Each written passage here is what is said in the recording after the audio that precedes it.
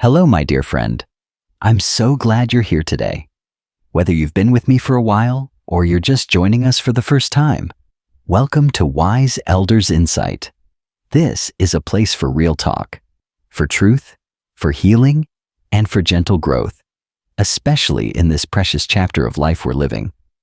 Today, we're talking about something a little sensitive, but deeply important. You see, as we grow older, we gain so much: wisdom, perspective, strength. But without even realizing it, we might also pick up a few habits along the way. Habits that, although unintentional, can quietly push people away. Habits that make it harder to connect with those we love. Habits no one dares to point out because they don't want to offend us, or they simply don't know how. But I'm not here to judge. I'm here to walk beside you, because I've had to face these things too. In this video, I'm going to walk you through 12 common habits that can distance us from the people we care about. 12 behaviors that might feel small or harmless, but over time can leave us feeling isolated, unheard, or misunderstood. Now, here's the good news. By recognizing even just one of these habits and making a gentle shift, we can bring back closeness, laughter, and warmth into our relationships. We can reconnect with our family, our friends, and most importantly, ourselves. Habit 1. Playing the victim. Let's be honest. Life has not always been gentle. By the time we reach this stage of life, we've been through heartache, loss, disappointment. Maybe people we once depended on are no longer here. Maybe our families are busy, distant, or not as connected as we'd hoped. It can feel like we're slowly becoming invisible. And over time, without even meaning to, we might start slipping into a mindset that says, "Everyone has forgotten me. I don't matter anymore." We might find ourselves talking about all the ways we've been left out or let down, the people who stopped calling, the invitations we never received, the things we gave that no one thanked us for. This is what playing the victim looks like. It doesn't mean we're making things up. It means we're stuck in a story that keeps us small. And here's the hard truth. When we stay in that story too long, people around us begin to pull back. Not because they don't care, but because the weight of that energy becomes hard to be around. It hurts to say this, but people naturally drift away from those who always seem hurt, always feel slighted, always expect to be disappointed. Not because they're cruel, but because they feel helpless. They don't know how to help when nothing seems enough. But there's another path. Instead of asking, "Why hasn't anyone reached out to me?" what if we asked, "Who might need me today?" Instead of saying, "No one visits me anymore," we ask, "Whose day could I brighten with a call, a note, a smile?" You see, the moment you step out of the role of the forgotten and step into the role of the giver again, not in sacrifice but in spirit, you begin to rewrite the story. You show others that you're still here, still vibrant, still full of love and grace. You're not powerless. You're not at the mercy of everyone else's choices. You have a voice. You have a phone. You have memories, stories, advice, and warmth to give. And the more you give, the more you begin to receive. Not always from the same people you expected, but often from places you never imagined. You deserve connection. You deserve joy. But you must stop waiting to be rescued, and instead, step gently and powerfully back into your own life. Habit 2. Refusing help. For many women of our generation, accepting help doesn't come naturally. We were raised in a time when self-reliance wasn't just admired, it was expected. We were the caretakers, the multitaskers, the ones who kept the house running, the children fed, the emotions managed. For years, maybe decades, we were the backbone of our families. So it makes sense that when someone offers us help now, it can feel foreign, maybe even insulting. We say things like, "I've been doing this for 70 years, I can handle it," or I don't want to be a burden. Or the classic, don't worry about me, I'm fine. But here's something we need to hear. Saying no to help doesn't always protect our pride. Sometimes it cuts us off from love. The people around us, our children, our friends, our neighbors want to feel useful too. They want to care for us the way we cared for them. And when we always decline their help, always insist on doing everything ourselves, they start to believe there's no place for them in our lives. Accepting help isn't weakness, it's wisdom. It's an invitation. It tells the people around us, you matter, your support matters, I trust you enough to let you in. Think about the warmth of letting someone bring you a meal, carry your groceries, or fix something that's too heavy or too complicated now. Those aren't signs of decline. They're bridges of connection. They're little reminders that you are still in community, not alone. And here's a quiet truth. When we allow others to help us, we teach them how to accept help too. We model grace. We model openness. We model what it looks like to age, not with fear, but with trust. So next time someone offers, try saying yes. Not because you can't do it, but because you don't have to do it alone. Habit 3. Financial control. Money is complicated, especially in families, and especially as we get older. You may have spent a lifetime building your savings, budgeting carefully, making sure your loved ones would never have to go without, and that's something to be proud of. Truly, financial wisdom is one of the greatest gifts we can pass down. But here's where things can get a little tangled. Sometimes, when we help our family financially, we unknowingly attach strings. Maybe we don't say it out loud, but we feel it. If I'm paying for this, they should call more often. Or, if I support them, they should live how I want them to. We might even say things like, after all I've done for you, or, if it weren't for me, you wouldn't have. When we give with conditions, especially with money, it can damage trust. It can create resentment. And instead of bringing us closer, it builds distance. Our children or grandchildren may start to feel like they're being bought, not loved. That every gift comes with pressure. That every dollar is a transaction, not a gesture. Of course, you have every right to be wise with your money. Of course, you should protect your boundaries and your retirement and your peace. But generosity loses its beauty when it's used to manipulate behavior or earn loyalty. Ask yourself this: am I giving to bless, or am I giving to control? If you can give with joy, with freedom, and with no expectation in return. If you choose not to give, set that boundary with love, not guilt. What your family needs most isn't your wallet.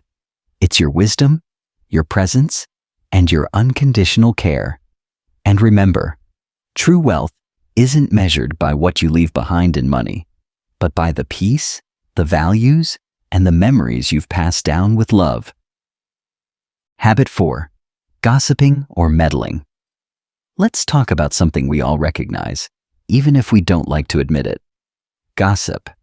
Talking about other people's business. Making little comments here and there about someone's choices, their relationships, their appearance, or how they're raising their kids. Now, at this age, we've seen a lot. We've got stories, experiences, and sometimes opinions that come quickly. And sometimes, when we feel out of the loop or no longer needed, it's tempting to lean into gossip because it gives us something to talk about. It makes us feel included. Sometimes, it even gives us a sense of control when life feels uncertain. But here's the quiet truth. Gossip and meddling erode trust. Whether it's spoken in the kitchen, over the phone, or passed along in a comment like, I probably shouldn't say this, but... Those little words create ripples that spread much further than we realize. You might think it's harmless, but others hear it differently. Your children might feel judged. Your grandchildren might stop opening up. Friends may pull back, not out of anger, but to protect their own peace. When you speak about someone behind their back, even in subtle ways, it doesn't go unnoticed. And over time, people stop confiding in you, stop inviting you into conversations that matter. So, what do we do instead? We choose silence when the words will harm. We choose blessing when judgment tries to rise. And we ask ourselves, is this my story to tell? Is this my place to interfere? You'd be surprised how much stronger your relationships become when people know you are a safe space, when they trust you to listen without repeating, to support without controlling, to love without conditions. And if you find yourself slipping into gossip out of boredom or loneliness, try reaching out in love instead. Call someone to ask how they're doing. Offer encouragement instead of commentary. Because when we protect the privacy and dignity of others, we protect our own. And that kind of strength draws people close, not away. Habit 5. Being too opinionated. Now let's be real. By the time you've lived 70, 80, or even 90 years, you've earned your opinions. You've walked through heartbreak and triumph. You've raised families, navigated crisis, and seen the world change in ways younger generations can barely imagine. So, of course, you have something to say. And your wisdom? It matters. Deeply. But here's where it gets tricky. Sometimes what we believe is helpful advice feels like criticism to someone else. Sometimes our opinions, when delivered too strongly, shut down conversations instead of opening them. And when we're constantly correcting, explaining, or insisting that we're right, we can leave others feeling small, unheard, or dismissed. We don't do it to hurt anyone. We do it because we care. We want the best for our loved ones. We want to help them avoid mistakes. But here's the thing. Unsolicited advice often sounds like judgment, even when it comes from love. And when people feel judged, they stop sharing. Have you ever noticed your daughter changing the subject? Or your grandson going quiet? Or your friend getting defensive? It's not because they don't value you. It's because they're tired. Tired of defending themselves. Tired of feeling like they're always doing it wrong. What if, instead of correcting, we asked questions? What if we listened more than we spoke? What if we said, "Tell me what you're thinking," or "That's interesting, help me understand"? You might be surprised how people open up when they feel seen, not instructed. There's a quiet power in restraint, in choosing grace over being right, in holding your wisdom gently, not as a weapon, but as a gift, offered only when asked. Your voice still matters, but how and when you use it matters just as much. Habit 6. Judging the younger generation. It's something many of us have felt, especially in recent years. The younger generation? They do things differently. They parent differently, talk differently, even think differently. They're always on their phones, always rushing, sometimes disrespectful, sometimes confusing. And it's tempting to say things like, "When I was your age," or "Kids today just don't get it." But before we roll our eyes or write them off, let's pause. Do you remember what your own parents said about your generation? That your music was too loud? That your choices were reckless? That your opinions were too bold? Every generation faces this moment, the feeling of being misunderstood by those who came before them. The truth is, younger people are different, and they should be. The world they're growing up in is not the world we knew. They're navigating things we never had to, and they're doing the best they can with the tools they've been given. When we constantly criticize or compare, we build walls. But when we praise, support, and express curiosity, we build bridges. You might say, "But they don't respect their elders." Sometimes that's true. But respect is a two-way street. When we respect their journey, their pace, their style, they're far more likely to return that respect to us. So instead of saying, "This generation is lost," Try asking your grandchild to show you something they love.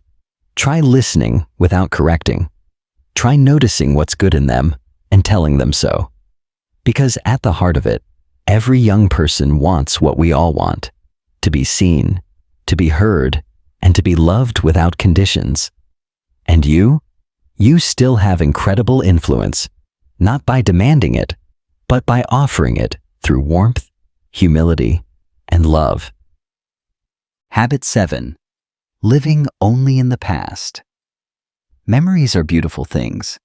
They remind us who we are, where we've been, and the people who've shaped our lives. We carry them in our hearts like treasured keepsakes: the smell of Sunday dinners, the sound of our mother's voice, the way our children looked when they were small. These moments matter.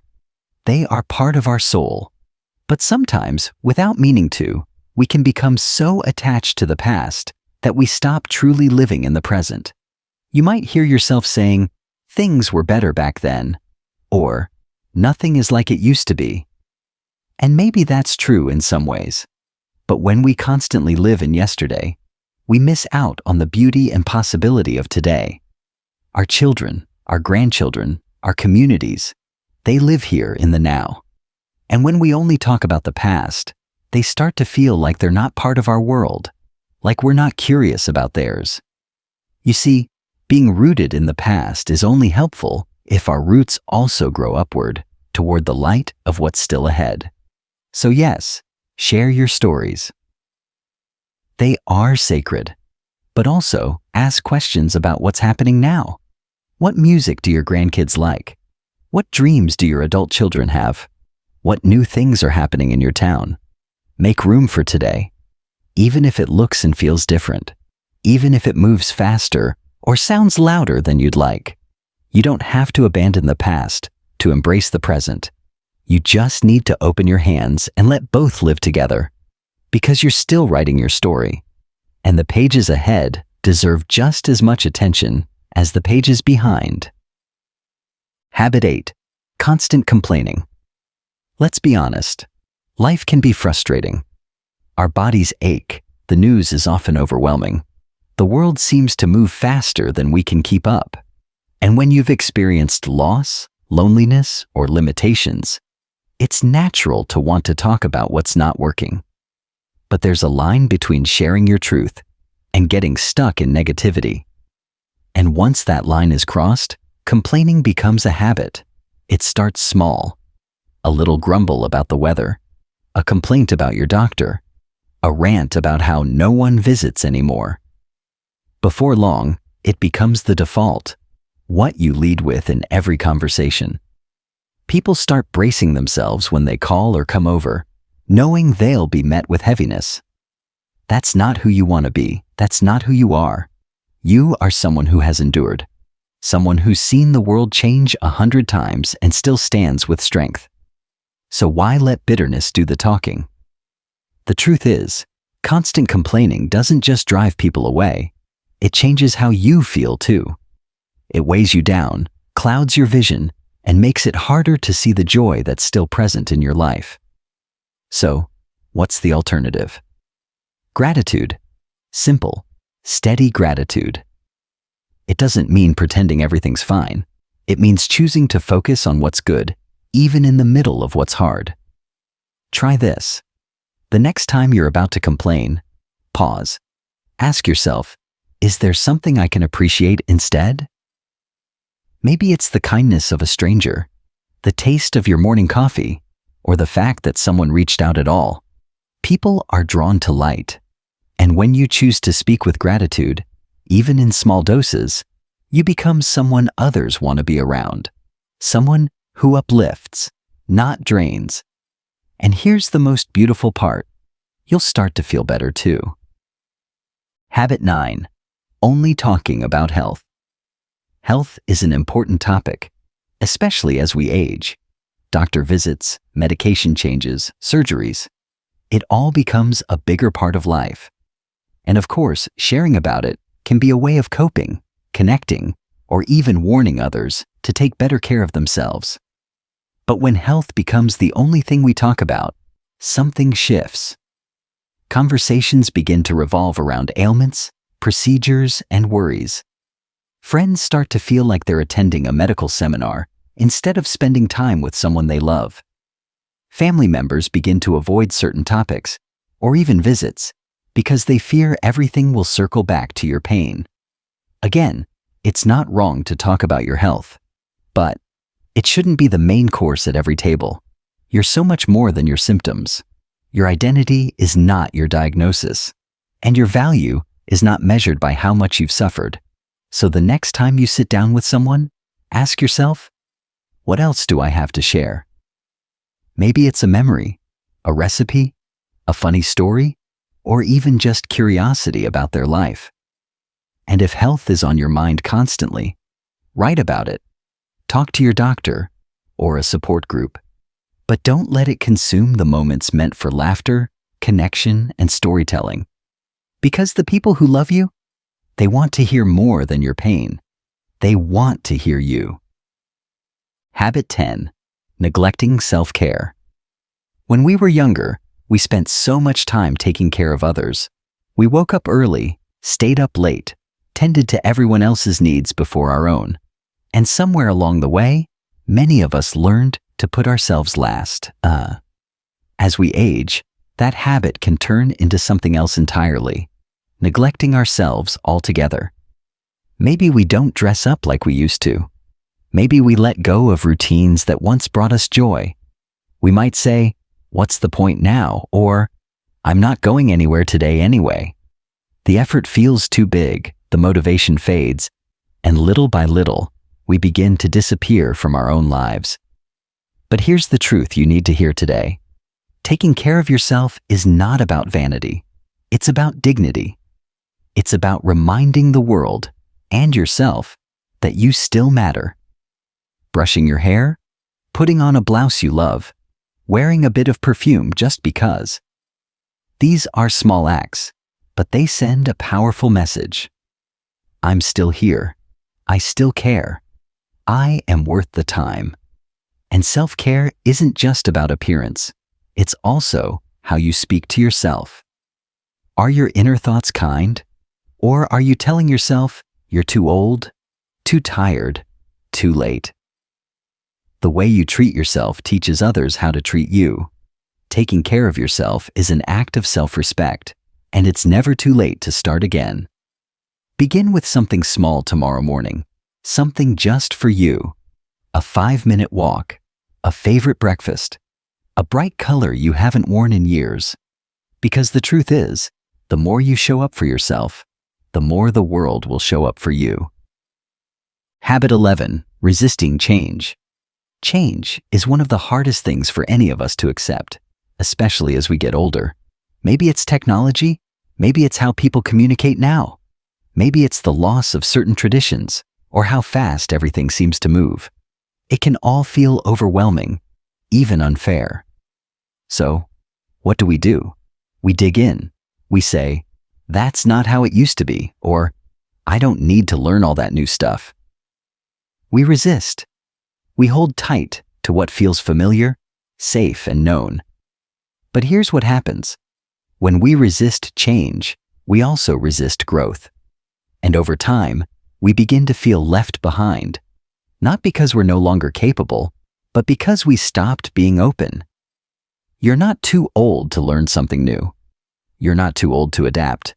You're not stuck, unless you choose to be. Trying something new, whether it's a smartphone, a new food, a different way of thinking, doesn't mean giving up who you are. It means expanding who you are. It means saying, "I'm still alive and I'm still learning." Think of your brain as a garden. When you stop planting new seeds, the soil hardens. But when you keep watering it with curiosity, it stays soft, rich, and full of potential. Start small. Ask your grandchild to teach you one new thing on the computer. Join a group. Try a new book. Embrace a new way of seeing something. Change is not your enemy. It's your next adventure. Habit 12. Losing your sense of humor. And now we come to something that might be the most precious habit of all to protect. Your sense of humor. Life can be heavy. Pain is real. Grief is real. But somewhere along the way, many of us stop laughing. We start taking everything, ourselves, the world, even little things, so seriously that we forget how to let go and just smile. And without humor, the world loses its color. Do you remember how much you used to laugh? How fun it was to be silly? To find joy in the little absurdities of life? That part of you is still there. She's just been waiting to be invited back out. Laughing doesn't mean pretending things aren't hard. It means choosing light when darkness is tempting. It means saying, "This is tough, but I won't let it take my joy." Share a joke, watch a funny movie, laugh at yourself when you spill something, or forget a word. Call that one friend who always makes you giggle. Don't worry about being graceful all the time. Just be joyful. Because here's the secret. People aren't drawn to us because we're flawless or wise or perfectly composed. They're drawn to us because we radiate something they need. And nothing radiates more beautifully than a woman who still knows how to laugh. At life, at herself, and with those around her. Your smile, your warmth, your ability to find light in dark places, that's a gift. Don't let the world take that from you. So here we are, my friend. We've walked through 12 quiet habits, 12 small patterns that can slip into our lives without warning. They're not signs of failure. They're not reasons for shame. They are simply human tendencies, shaped by time, by pain, by the winding journey of growing older. And the fact that you're still here, listening, open, curious, that tells me something beautiful about you. You still want to grow. You still care about your relationships. You still believe that your presence matters in this world. And it does. It absolutely does. So I want to leave you with this. You don't need to fix everything overnight. You don't need to carry guilt for what's past. Just pick one habit, one shift, one small way to open your heart a little wider, to soften your words, to invite more light into your days. Maybe it's answering the phone with warmth. Maybe it's letting your granddaughter teach you how to use that new app. Maybe it's looking in the mirror tomorrow morning and saying, "I'm still here, I'm still growing, and I still have something to give." Because you do. You always will. And if this message spoke to your heart today, if you felt seen, understood, maybe even a little challenged, I hope you'll take a moment to share it. With a friend, with your daughter, with someone you love who might need a gentle reminder that they too are not alone. Thank you for spending this time with me. Thank you for your courage, your wisdom, your kindness. You are the beating heart of your family, your community, and this beautiful, imperfect world. Until next time, stay kind, stay gentle with yourself, and above all, stay golden.